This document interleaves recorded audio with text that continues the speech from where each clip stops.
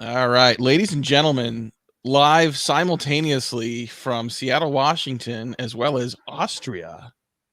Joshua, I don't think we've been talking to marketers for a while in these LinkedIn live sessions about, the exciting things they've done last year and the revenue impact they're having. This may be the first time we've done this I think we've done most of them from North America.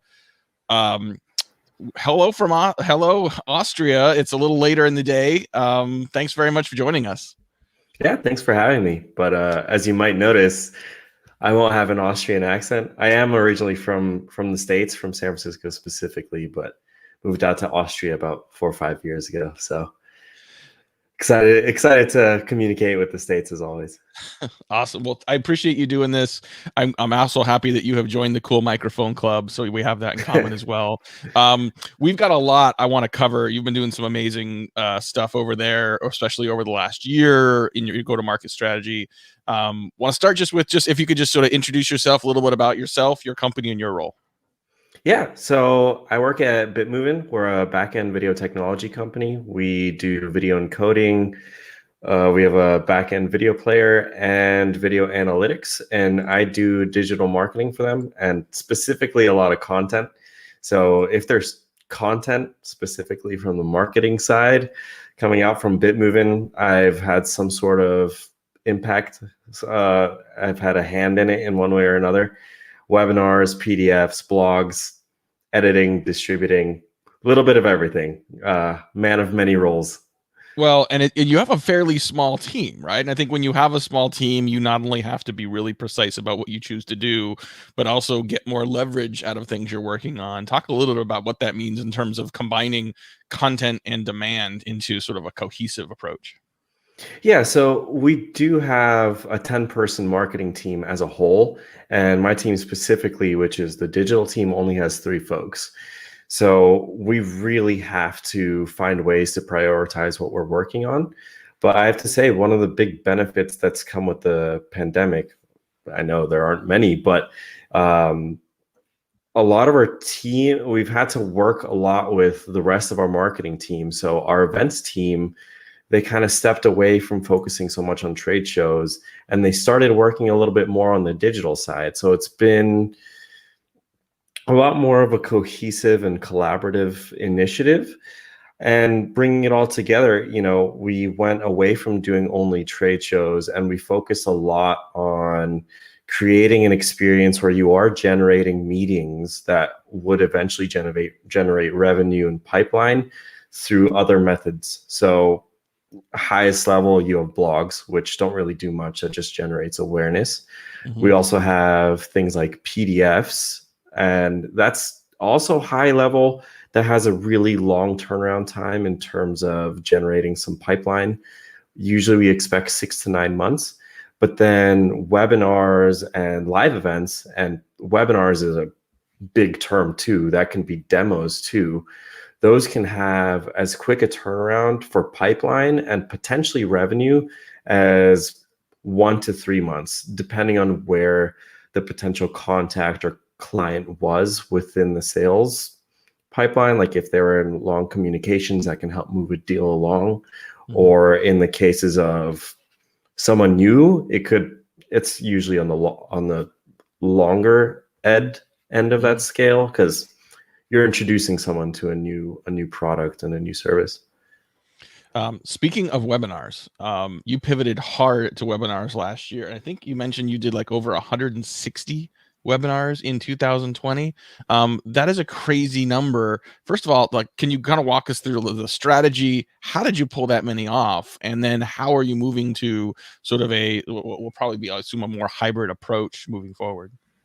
Yeah, so I think I might have exaggerated. We might have been in the neighborhood of 120 to 130. It's still a lot, but it was, I think a better way to consider it is we did it in clusters. So we supplemented attending trade shows with these sessions. So we had 3 or 4 of these virtual event series, which had these clusters of in the range of 10 to 30 unique sessions, and they would run somewhere between 1 to 3 weeks. Mm-hmm. And this was a really great opportunity for us to break silos throughout all teams, not just marketing. So the way that we pulled this off is that we had a lot of assistants from everywhere. So the product team were involved. They were running 2 or 3 webinars per product.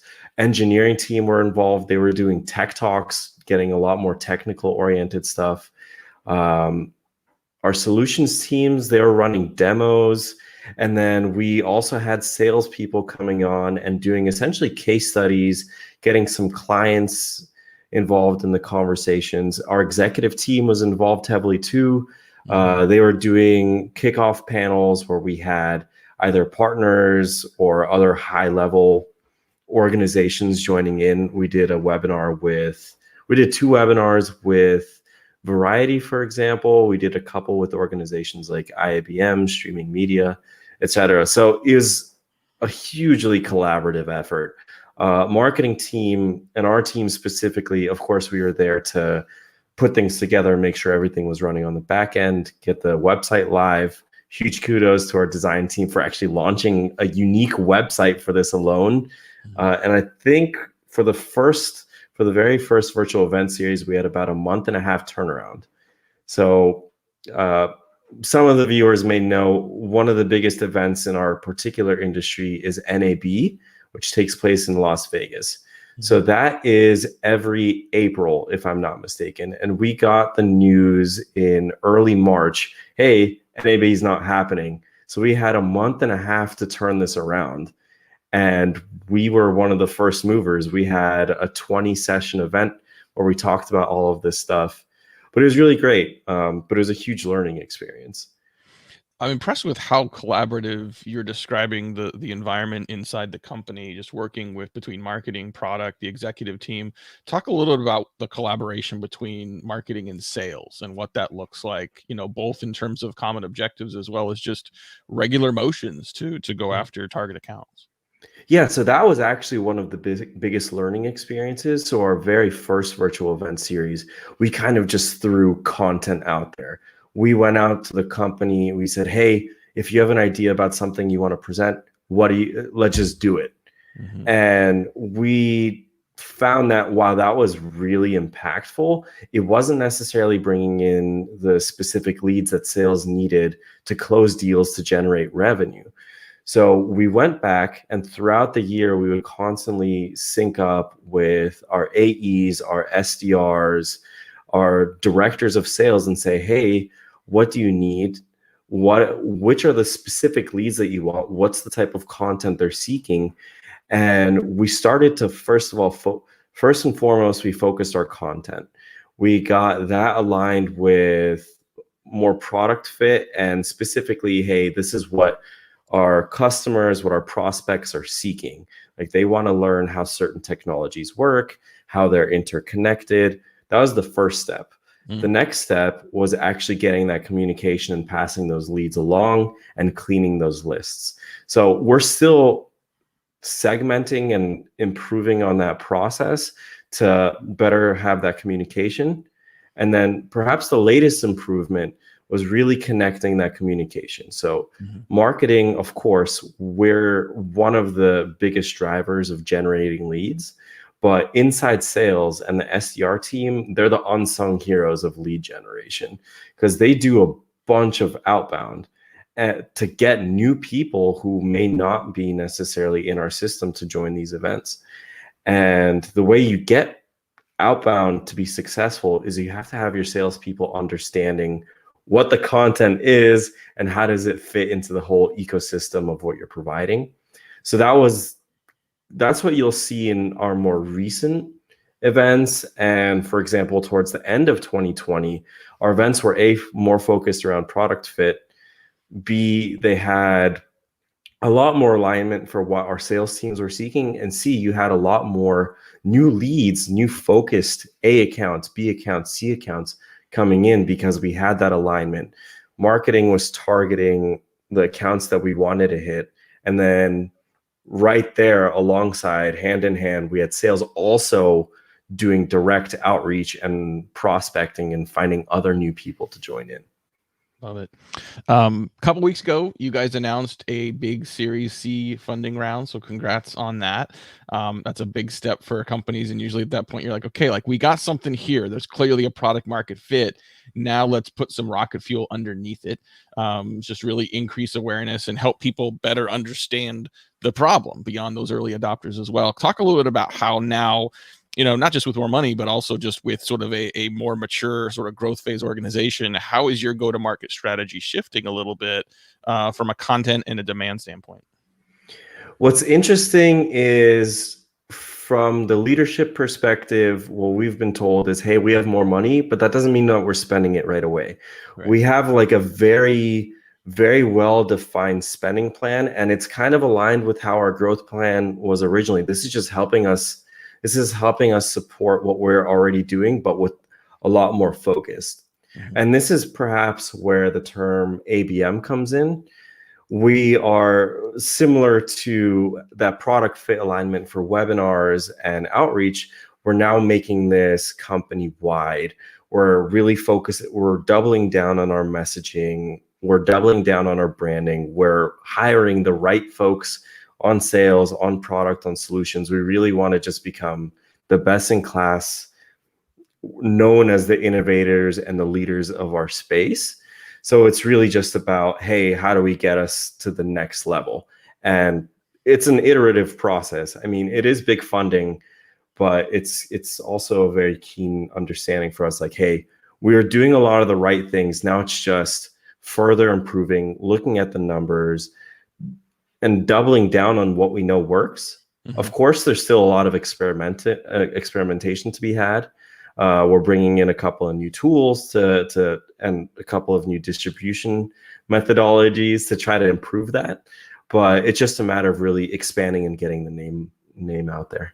Love it. Well, I love hearing that, you mentioned on the account-based side, you're really making that an organizational shift. It's not just a marketing program, it's a real culture change.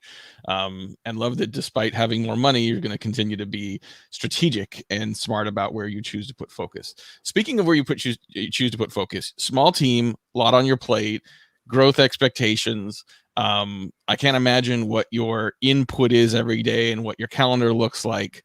How do you prioritize the work in front of you? How do you stay focused on the important versus just the urgent, as someone who I'm sure has just, 1,000 things in front of them, calling for your attention? Yeah, I'm really happy you asked that, because that's been a huge learning experience for me too. I came into BitMovin as one of those guys who just essentially was a yes man. Like, you put something on my plate, I'll do it. And that was the fast track way to burning out. So what my manager and I did, and we're applying this not just team wide, but I think we're trying to apply this company wide, is you need to really sit down and put together a list of everything you need to do. And you look at what has the most impact. Mm-hmm. Of course, you have your goals. So let's say your goals are lead generation. So you look at your activities and you see what's going to generate the most leads for a given month. Is it writing an ad hoc blog post that someone said, hey, I really want to publish this today? Mm-hmm. Probably not. That's not going to affect your leads in the short term. That will in the long term, because that's a lot of organic traffic, but that's a whole different conversation. But on the other hand, what you will see is like, okay, let's focus on a PDF. Let's focus on generating a really high quality white paper, really high quality webinar that will generate those leads, that will create a conversation. So it's always making sure that you take a step back, take a breather, look at what your responsibilities are, and see which ones will have the highest impact. Because you can easily say yes to everything, right, but you're not going to get anywhere with that. You have to look back and see what has the most impact. Yep. Agreed. Well, it may be mid-morning here on the west coast of the U.S., but it is early evening in Austria, and so we want to kind of start to wrap up here our time with Joshua Shulman from BitMovin. I want to get into the lightning round. So I've got a handful of questions I want to ask. Short answers. We'll have a little fun with this. First question: What is a favorite unsung tech tool in your MarTech stack, and why? All right, so this is actually quite a new one that we just adopted. It's called Kickscale, also a local Austrian company. It's a really cool tool that connects your marketing content, your marketing campaigns to sales. And it has a lot of really, really great analytics, which ties together what's the content that you're putting out? How does it tie to a campaign? How do the sales folks actually apply this? And then on the other side, it shows how many meetings it's generated, the quality of those meetings, and you can also input how much pipeline it's generated. So it's a developing tool, but it's a lot of fun to use. Yeah, I bet. That sounds cool. What is one sales or marketing pet peeve?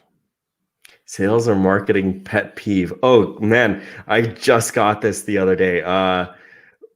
People who add sales folks who add you on LinkedIn and immediately send you a sales message, like no hello, nothing else. Just, hey, have you heard about my company? Here, let's get on a call. It's like, man, butter me up a little bit. Start a conversation first.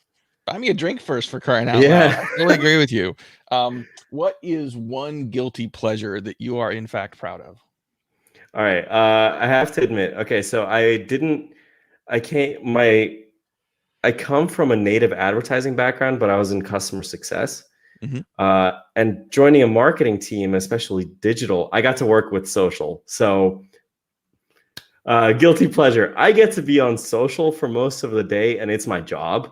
So I can scroll through LinkedIn and, I'm looking for good copy. I'm looking for inspiration. I'm looking for ways to improve my writing. So definitely guilty pleasures. I get to be on social. All right. Last two questions for you, and then we're going to let you go. What's a key part of your morning routine, sort of getting ready for work? It definitely first of all, you got to get the coffee. I have at least one coffee in the morning, and then I got to make sure that my email is clear, because that gets me back to that point earlier. I can prioritize my tasks, see if there's anything important in there. Clearing email and coffee. Clearing email and coffee. All right. And last question. What about your afternoon, evening, wrapping up work routine? What's a key part of that?